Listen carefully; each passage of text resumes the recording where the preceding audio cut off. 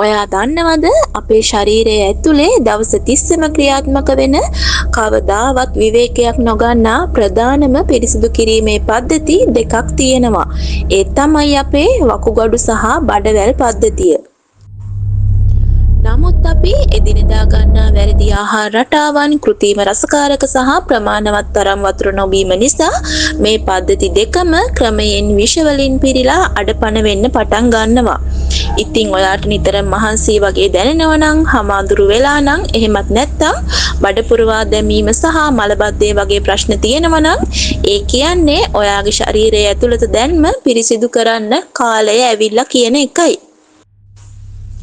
ඉතින් අද මේ වීඩියෝ එකෙන් මම ඔයාලට කියන්න හදන්නේ කිසිම කෘත්‍රිම ඖෂධයක් නැතිව ඔයාගේ මුදල් ශතයක්වත් අපත යන්නේ නැතිව ස්වභාවිකවම වකුගඩු සහ බඩවැල් 100% සෝදලා පිරිසිදු කරලා මුළු ශරීරයම අලුත් කරගන්න පුළුවන් පුදුමාකාර රහසක් ගැනයි.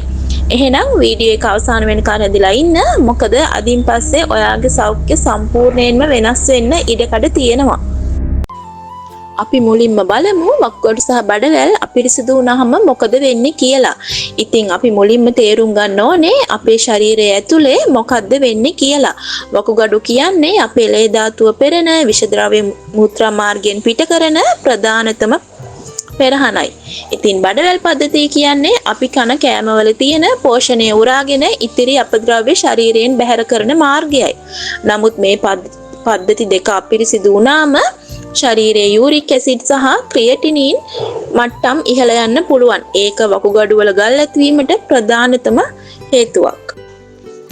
ඒ වගේම තමයි බඩවැල් බිත්තිවල පැරණි අපද්‍රව්‍ය සහ මල කොටස් තැන්පත් වීම නිසා ශරීරයට අලුත් පෝෂණය උරා ගන්න බැරි වෙනවා.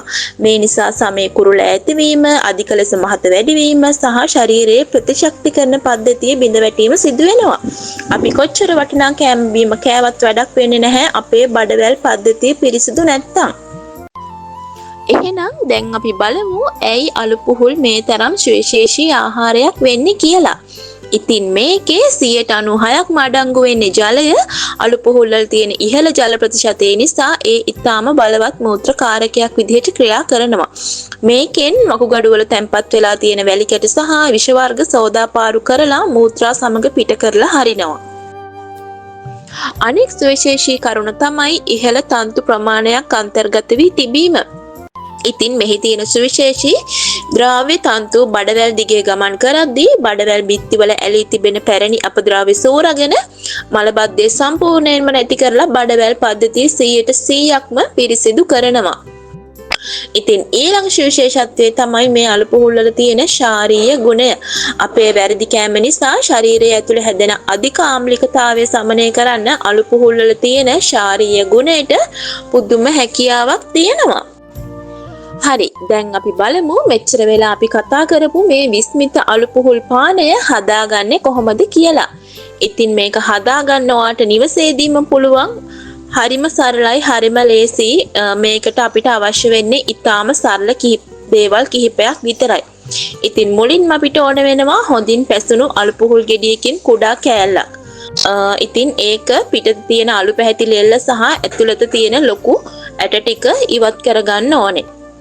ඊට පස්සේ ඒක කුඩා කෑලි වලට කපලා බ්ලෙන්ඩර් එකට දාලා වතුර ස්වල්පයක් ඒකට එකතු කරලා හොඳින් බ්ලෙන්ඩ් කරගන්න. ඉතින් ඔයාලා ජූස් එකක් තියෙනවා නම් වතුර නැතුවම මේක යුෂ ටික විතරක් වුණත් වෙන් කරලා ගන්න පුළුවන්.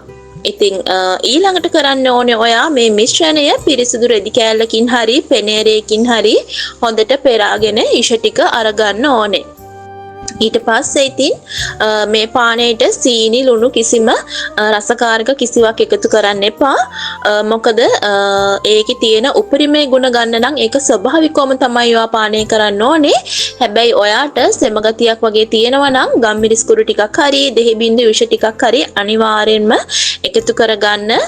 මොකද මේක අධික සිසිල් පානයක් නිසා.